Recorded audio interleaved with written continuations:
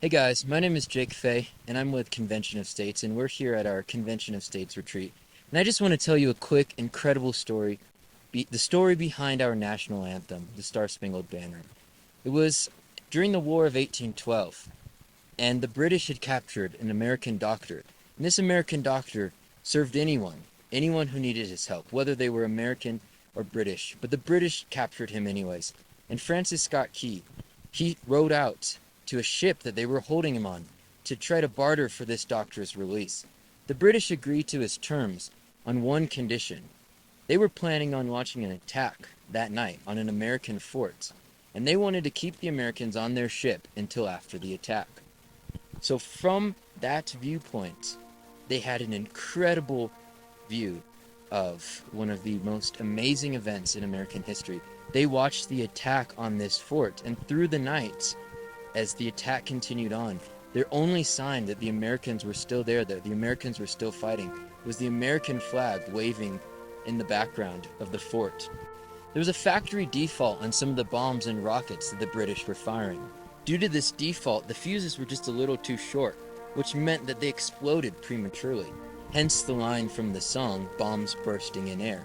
But as this happened, as the bombs burst in air, the sky was filled with smoke, and it became harder and harder to see the American flag. Soon it was completely obscured, and Francis Scott Key had no idea what had happened. But by the dawn's early light, as the smoke cleared away and the sun came out, at that point he could see the American flag, though battered and torn, was still standing there, a sign not only that the Americans had survived a single attack, but that they had survived an attack to exterminate our cause for liberty and freedom, and all that we stand for. An overjoyed Key wrote the song we now know as the national anthem.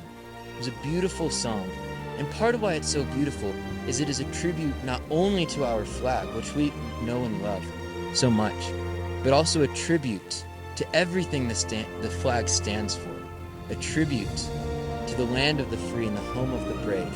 And there are people in Convention of States, all throughout Convention of States, who are still fighting for that land. And that flag represents everything they fight for and the patriotism that inspires them to fight every day. I just couldn't sit by anymore and do nothing. I always said I hated politics, but I found out that you can't really change things if you don't get involved. What we're looking for is somebody that has the heart and wants to help save their country. It's just the nicest group of people that I've ever worked with.